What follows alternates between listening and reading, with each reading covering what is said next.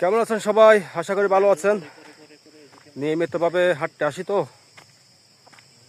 বিকেলবেলা একটু হাঁটাচলা করি। আর আসছি, হাঁটাচলা শেষ, একটু প্রার্থনা করবো বুদ্ধ মন্দির। আমরা দুজনেই আসছি প্রার্থনা করবো এখানে। প্রার্থনা করা শেষ আমাদের, নিয়মিত আসি। এটা হচ্ছে পুরাতন বুদ্ধ মন্দির, আর এটা নতুন হবে।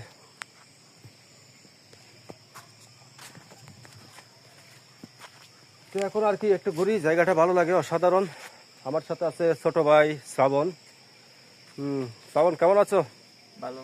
আজকে শ্রাবণকে শ্রাবণ রাখবো, অন্য কিছু বলবো না। আপনারা যারা আমার আগের ভিডিও দেখেছেন হাসবেন না, ঠিক আছে? ওকে। হ্যাঁ শ্রাবণ, কেমন লাগছে এখানে এসে বলো? ভালো, নিরিবিলি একদম। ও আচ্ছা, এটা হচ্ছে গৌতম বুদ্ধ। আর এই নারী প্রতিবিম্ব এটা কিসের? এটা কি জন্য পাহারা দিচ্ছে নাকি বুদ্ধকে? দেবী মূর্তি আর কি। আচ্ছা, এটা দেবী। এটার ইতিহাসটা কি, গল্পটা কি?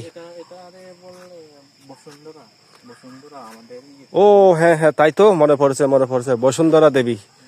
দেবী বসুন্ধরা পৃথিবী যে পরিচালনা করে। হ্যাঁ, আচ্ছা আচ্ছা। বুদ্ধ যখন বোধিজ্ঞান লাভ করার সময় মারের সাথে যুদ্ধ চলছিল। হুম মারে যখন বলছিল যে হুম আমি তো মানে আগে অনেক কিছু করছি, অনেক ভালো ভালো কাজ করছি, হুম আমার এই সাক্ষী আছে অনেকগুলো। হুম তখন এই যে বুদ্ধকে মার যখন বলতেছে তুমি কি করছো, হুম তাহলে বুদ্ধ তো আর এগুলো তোমার কি সাক্ষী আছে, প্রমাণ আছে। হুম তখন সাথে সাথে মহাপৃথিবী হুম সুন্দরা হুম মানে মানে চিৎকার দিয়ে উঠছে যে মানে উনি সাক্ষী আছে। ও আচ্ছা, যাক, আরো অনেক বিস্তারিত গল্প থাকতে পারে। অনেক বিস্তারিত আছে, এটা হালকা করে বললাম।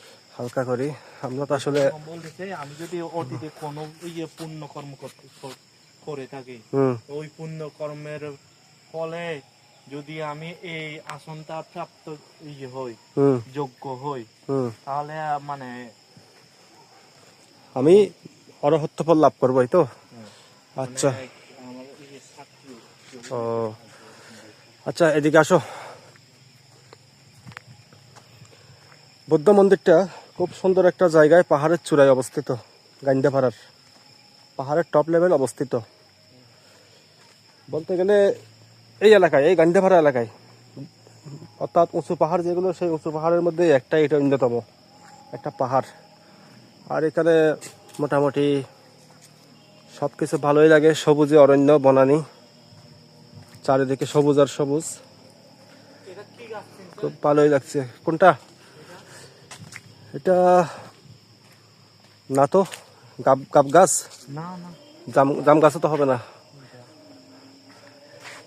এটা কি গাছ? আপনারা জেনে থাকলে একটু বলবেন। সাবজিবিটিকে ফল দেন, ফল দিয়ে জিজ্ঞেস করেন এটা কি গাছ। হ্যাঁ, সে বলে দিবে, ও, চ্যাট জিপিটি বলে দেয় গাছের। গাছের নাম বলে দিন। গাছের নাম বলে দিবে, ভিডিও করে ছবি দেখালে চ্যাট জিপিটি বলে দেয় অনেক কিছু। চ্যাট জিপিটি যেটা প্রিমিয়াম ভার্সন, আসলে অনেক কিছুই বলে। জায়গাটা একটা অন্যরকম, অসাধারণ সুন্দর। মন্দিরটা, বুদ্ধ মন্দিরটা থাইল্যান্ডের মতো, হুবহু থাইল্যান্ডের মতো নির্মাণ করা হয়েছে। আরো এখানেও দূর দূরান্ত অনেক পাহাড় আছে, দেখানোর চেষ্টা করি। একটু আলো বাড়াই। এই যে এটা একটা পাহাড়, আর দূরের ওইটাও একটা পাহাড়।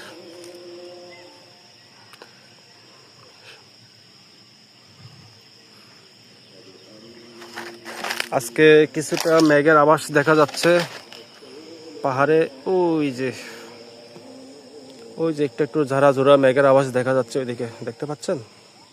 এরকম মাঝে সাঝে দেখা যায়। কিছুদিন আগে অনেক বড় একটা টুকরো মেঘ ছিল, ওই সময় তো আসলে ভিডিও করা হয় নাই। আর এখান থেকে বাড়তি আকর্ষণ হচ্ছে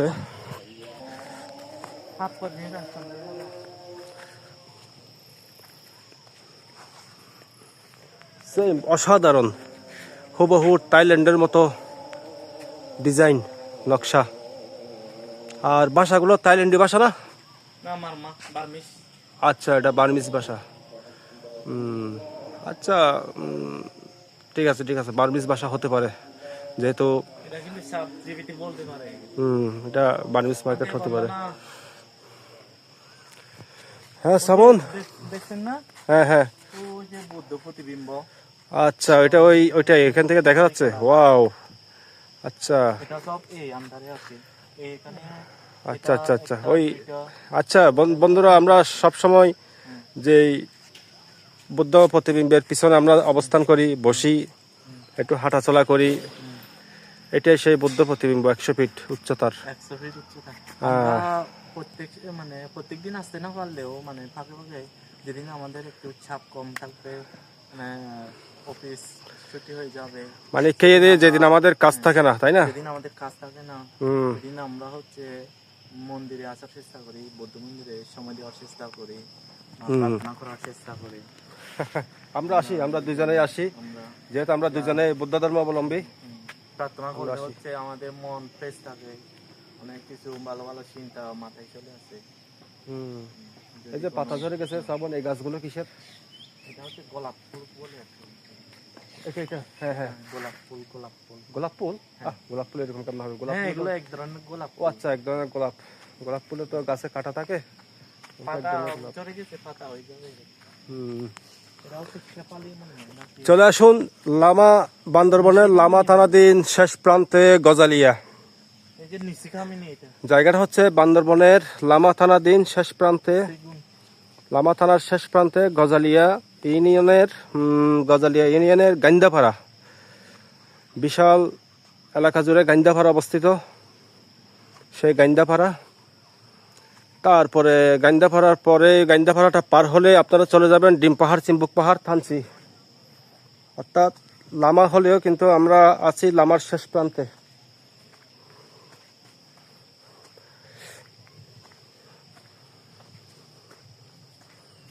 চতুর্দিকে শুধু সবুজ অরণ্য, পাহাড়, সৌন্দর্যে ঘেরা। জায়গাটা অসাধারণ, আমার ভালো লাগে, নিরিবিলি, নিস্তব্ধ, চুমছাম, নীরব। হ্যাঁ দাদা, কি? ছোট ভাই ডাকে। হ্যাঁ বলো। একটা জিনিস কি জানো?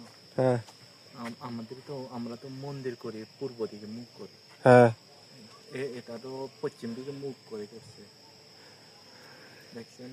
আচ্ছা, এটার একটা ব্যাখ্যা অন্তত আমি যতটুকু জানি দিই।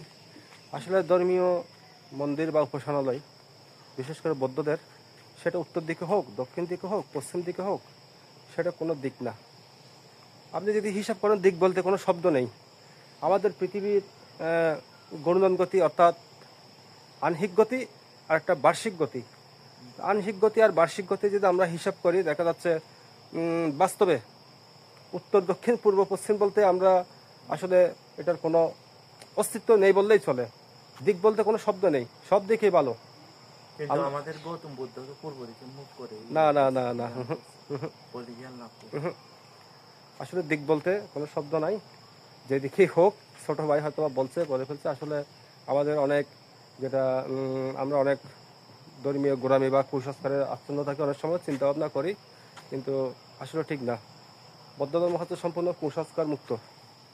আর মন্দিরের মুখ যেদিকে হোক না কেন, প্রবেশ পথ যেদিকে হোক না কেন, কোনো সমস্যা নেই।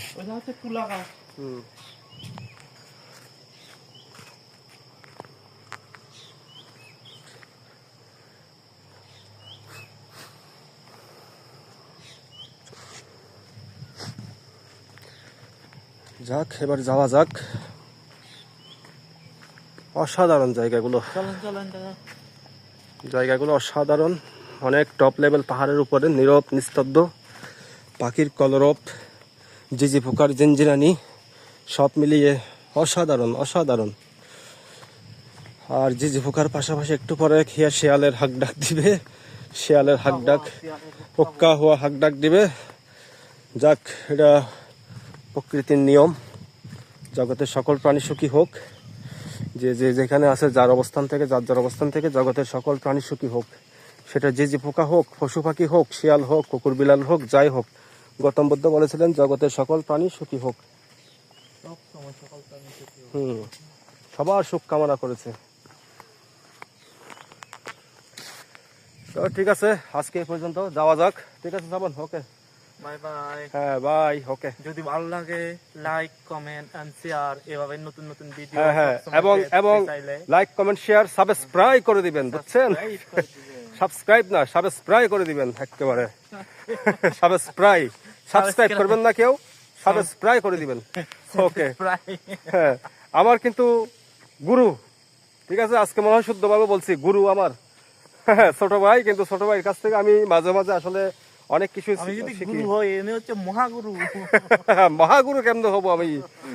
আমার গুরুর কাছ থেকে মাঝে মাঝে আসলে জানে, অনেক কিছু জানে খুঁটিনাটি, আমিও অত খুঁটিনাটি জানি না। দেখলে মনে হয় না অনেক বিষয়ে পারদর্শী বা একটু সব জানতার ক্যাটাগরি আছে না, অনেক লোক মানে সব জানতার ক্যাটাগরির এরকমই, কিন্তু আমি অনেক সময় আমার মাথায় অনেক সময় ঢুকে না, কাজ করে না, সেটা আমার গুরু আমাকে সংশোধন করে দেয় অনেক বিষয়ে।